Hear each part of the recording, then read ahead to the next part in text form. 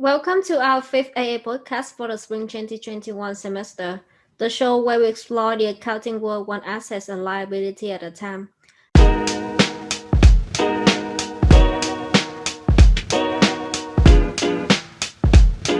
My name is Langan, and I'm here with Caroline and Teodric.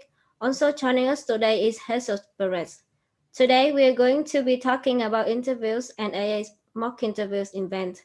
From this podcast, you will learn how you as students can prepare for interviews. The topics we will be going over as requested by our latest Instagram poll are: what are some common mistakes students make during interviews, and what does it feel like from the other side of the interview? I would like to start off by introducing our guest speaker, Jesus. Hi, everyone. My name is Jesus Perez, and I'm an accounting major set to graduate in the fall of 2021. I'm currently the executive coordinator for CSUN's chapter of VITA Alpha Psi, and last year I was the Accounting Association's membership director. Thank you for joining us today, Jesus. Now we will move on to talk about interviews. As the semester goes, students are getting closer to the interviewing process. Many firms have their deadlines for applying soon after they meet the firms, and then they will begin interviews. So if you are planning to getting a position from these firms, be ready for an interview. So Jesus, can you give us some advice on how to prepare for an interview? Yes, of course. I had interviews with several firms while I was recruiting, and preparing for them was a bit of a challenge for me since I had never gone through the process before, and it can seem so intimidating and so new. So to prepare, I was in the Accounting Association and I used the club's resources and I talked to many people. So I sought mentorship from other students who had been successful in recruiting. I attended the Accounting Association's mock interviews and I booked as many mock interview slots as I could so I could get exposure to as many professionals and as many interviewing styles as possible. Because when you're in the interview, you don't want that to be your first experience going through the behavioral questions. So the mock interviews were definitely very helpful. I also followed up by asking for coffee chats from professionals I had met to see if they could give me some more advice or some insight into what it was like being interviewed and what it was like for recruiting in general. Thank you for the advice. That is very useful information to take note of when preparing for an interview. With your experience, can you tell us how to make the answers better? So, from my experience, the best way to answer the behavioral questions that will be asked of you in the interviews is to use the problem, action, and result method. There's also the STAR method, which is another way of doing the same thing. But the problem, action, result method worked best for me because I felt like it was efficient and I was mentioning all of the necessary points I needed to hit. So, with the problem, action, result method, you first start out your scenario by setting the scene and describing a problem you faced in one of your previous positions or in school or something you've experienced.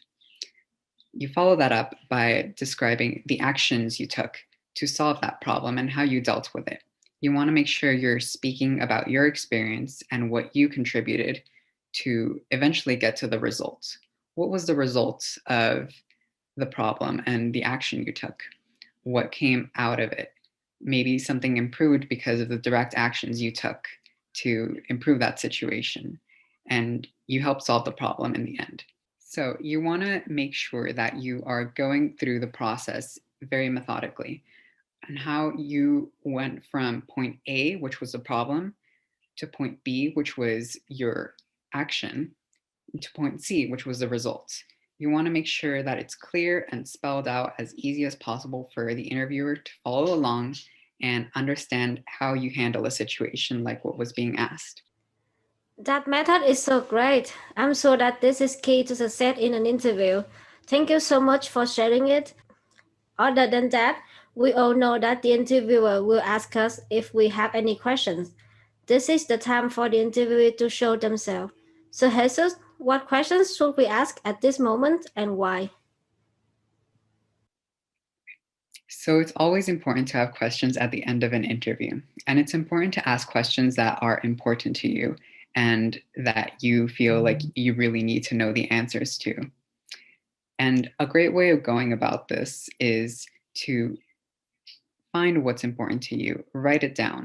If you're interested in self improvement, you could ask about how the firm helps with that. I know that's something that was important for me, but definitely base it off of what you're curious about.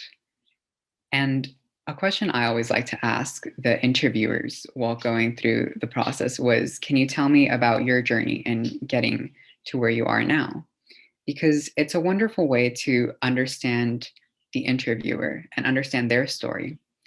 Everyone has a story, and you have access to a person who has their career set up. Maybe they're a manager, a senior manager, maybe they're a partner, and they have a lot of valuable insight. So it's a wonderful opportunity to ask what's important to you, and also ask about their experience and try to learn something from what they've gone through, because they've been in your shoes in the past too, and they have gone through their careers and have established themselves. It's very valuable insight.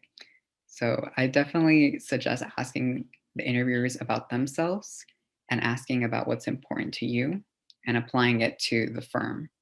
You could also go on to ask about the firm itself, what industries the interviewer works with, what kind of clients they work with generally. Maybe they work with large public clients, maybe they have a variety of experiences. It should definitely be based off of what you're curious about. Thank you, Jesus. I have noted down everything you said already. They are so useful, and hopefully we will all do good at our future interviews. Moving on, students are curious about how it feels on the side of the interviewer. This is one of the questions that we got from the Instagram poll. So, Caroline, can you help us answer this question and please the curious mind of our listeners? Sure, I can try and touch on this very lightly since I do have just a bit of experience from interviewing students for AA this semester. I think in general for interviews, the interviewer really wants to see that you're passionate about the position you're applying for. At least for me, when I was considering who would be a good fit for my teams, I really like seeing people who had ideas and were curious about the position. They may not necessarily have prior experience with anything like it before, but having questions is a huge plus. It shows that you really thought about the position and that you're excited about it and eager to learn more. In addition, I've also reached out to my interviewers in the past when I wasn't offered a position, and I asked them for input and advice on where I could improve. They mentioned that being passionate about the firm is important and sharing that interest to as many people within the firm as you can. So essentially, it all kind of goes back to your network. If you can build a strong network, then they can base their decision off of more than just the interview. But of course, preparing for the interview is always going to be important since nothing is guaranteed. Interesting. Most of our listeners and I have never been in that position, so it is so great to hear what you just shared. Additionally, back to you, Jesus. Can you tell us what are some common mistakes students make during interviews? Sure. I know when I was doing mock interviews and probably even during my first interviews, I probably made some mistakes that I could have avoided. So there's definitely some things that can go wrong in interviews. You can be fidgeting, and maybe you look distracted, maybe not making eye contact, seeming disengaged, speaking a bit robotic, or forgetting something you were saying. In these instances, it's okay to take a deep breath and calm yourself.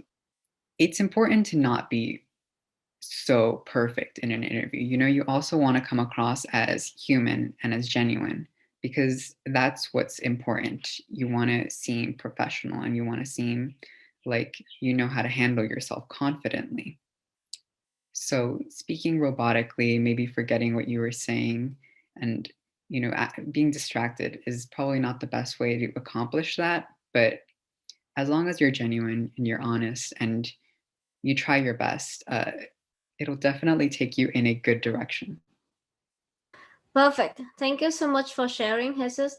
That information is priceless, and I believe all of us always wanted to hear it. With that said, Theojik, can you tell us how I can prepare their members for the interviews? Of course. So the Accounting Association will hold an event called mock interviews on February the 27th. To be able to attend, you have to be an AA member and look for the start date of sign up on February the 22nd. In this event, you will have a chance to practice your interviewing skills with professionals from multiple firms. How was your last mock interview? Can you share your experience? We would love to hear it. Of course. So the last mock interview event I went to was actually the virtual one in the fall semester. And I remember the professionals I had a mock interview with were from, I believe, Deloitte, Pension Assurance, and Crust. I really learned a lot about how to improve my interviewing skills from the event. I remember the advice that helped me the most actually on interviews was how to start off the interview by introducing myself. I was told that when introducing yourself, you don't want to say, for example, like a generic statement by stating your name, when you're graduating, and what your current job is if you have one, because the interviewers already know those things from your resume. I learned that what you do want to say, for example, is state what you're passionate about, tie in what you're passionate about to your previous and current jobs or even club activities at school, and how your past and current job experiences will help you take on the tasks for the new job you're applying and interviewing for. For example, for my interviews, I mentioned that I am passionate about constant learning and using new knowledge to help others, and I would bring up my previous jobs and state how they shaped me to be who I am today. For example, I would say for my previous job back when I was in community college, I said that I helped high school students by giving tours of my school and answering questions they had related to the school, what majors were offered, and so on. And for the retail job I had, I mentioned that I helped customers make sure they got the products they needed as conveniently as possible. And I would lastly tie it all into the future job I would be applying for. For example, if I was applying for an audit internship, I would simply state that I believe my experience with helping people on different jobs will prepare me to effectively assist senior auditors with audit work as an intern. So yeah, I would say that this interview advice helped me the most because not only does it tell the interviewer what you're really about, but it also sets the tone for the remainder of the interview and leaves a pretty good impression on the interviewer. Wow, that is very useful information for students planning on attending the event. Thank you for sharing, Teodric. And how about you, Caroline? Would you like to share your experience with the mock interview event that you had? Yeah, last semester I was one of the student development directors, so it was really interesting to be planning the event and then also participating in it. I think I ended up doing about 5 to 6 mock interviews that day, and it was actually really fun. I had gone to the event before in person as well, but this semester I was really focusing on my personal growth, and every bit of feedback that I got was exciting for me. I signed up for slots with firms I had applied to, but I also took on a few with other firms. Signing up with the firms you have interviews with is great, but it's also good to go outside of that and try to get feedback from different perspectives. Everyone perceives you differently, and they're all looking for something different when they're interviewing. So it's just a good idea to venture out and get all different kinds of feedback. And also, you get to hear different questions, so you'll be even more prepared for your actual interviews. Just be sure to remember those questions and remember the ones that stumped you, and you can go back and work on answers for them before your actual interviews. So, the professionals, as always, with these events are very forgiving and they're there to help you. Typically, they'll give you a rundown in the beginning of how they plan on doing the mock interview. Some like to do the whole interview in one go and then give feedback at the end, and others have a question and then feedback and then just repeat that process. But typically, they'll act like it's an actual interview and ask you behavioral questions or have it more conversational, and you'll just answer to the best of your ability. And towards the end, a lot of the time, they also ask you if you have any questions. So definitely have some questions ready. Do your research so you can ask questions specific to the firm. One thing I like to do throughout my entire recruitment process was keep a recruiting notebook. And here I kept all my notes, research, questions I wanted to ask, feedback I got, etc. So all your information is in one place and you can always refer to it back during interviews and add to it after mock interviews with any feedback you got. There's definitely a lot of prep that goes into attending mock interviews. So as Jesus mentioned, One of the most important things is to know your resume and be able to answer to each of the things you have listed on there. So, say last semester I had student development director on my resume. So they asked me, so what do you do as a student development director? And for the mock interviews, I was able to say I took part in planning this event and I hope you're enjoying it. And honestly, we did get great feedback from professionals. So that was really nice. But definitely have a better answer than just that. But definitely know your resume. And as Jesus mentioned, you can make up about 2 to 3 different PAR/STAR method answers from the experience you have listed on there. So one of the things that I did to prepare for the event was sit down and think of different stories for each of the experiences I had listed. As I mentioned, I just put them in my recruiting notebook and wrote each of them down following the PAR method. And the more and more mock interviews you do, you'll start recognizing and remembering certain behavioral questions. So one of them that is often asked is, have you ever been on a team or worked with a difficult individual? And how did you handle that? So you kind of sit down and think of your different experiences and remember, oh yeah, there was that one person in my team or my group project for class or that guy at work. And you just write about the story. And you don't have to know it word for word, but having that reference is very helpful because when it's on the spot, sometimes it's hard to remember it all at once and remember to answer using the PAR/STAR method. So just preparing that beforehand will help you out so much. Thank you, Caroline. How about you, Jesus? I know that you were one of the AA directors for Spring 2020. So did you attend the mock interview? If yes, how was it? Yes, I attended mock interviews the semester I was recruiting and the semester prior to that semester, so I could get some practice and exposure to what the environment would be like when I was ready to start applying for firms. And I would say the mock interviews were very, very helpful to my experience because in my initial mock interviews, I was, to put it bluntly, I was a disaster. I was shaking, I was nervous, I couldn't get my answers out in what I knew I had in me. And that was a bit of a disappointment. But luckily, the professionals that attend the mock interviews and attend these networking events are very helpful and very willing to give their experience and share what they believe is to be the best way of going about this. And all of that on an individual level and in aggregate is super helpful because you'll hear direct feedback from professionals right after your mock interview. And on top of that, you'll also get to know them and a little bit. And you can follow up with them and ask them for more advice or ask them what their experience was like. And you can get a lot of exposure for doing that and from talking to other students. And attending the mock interviews is an excellent way to get ready for the real interviews because those mock interviews are preparing you for the real event where you have to give your best answers, where you have to present yourself. And I think the mock interviews are also a good reminder that you should definitely know yourself and you should know what you want and go after it by being yourself and being genuine and being deliberate in what you're going after.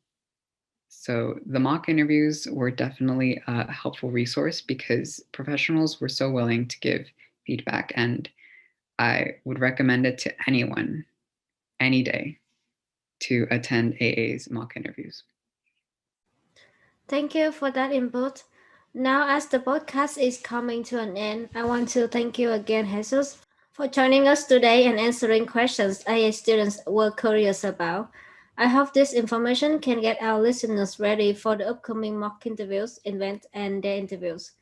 Please feel free to contact us with any questions at media@csun.org or you can leave a comment down below. And don't forget to follow our YouTube channel, Facebook, and Instagram to hear more about the future events. Hope that you enjoyed today's podcast and thank you so much for listening to us today. Thank you.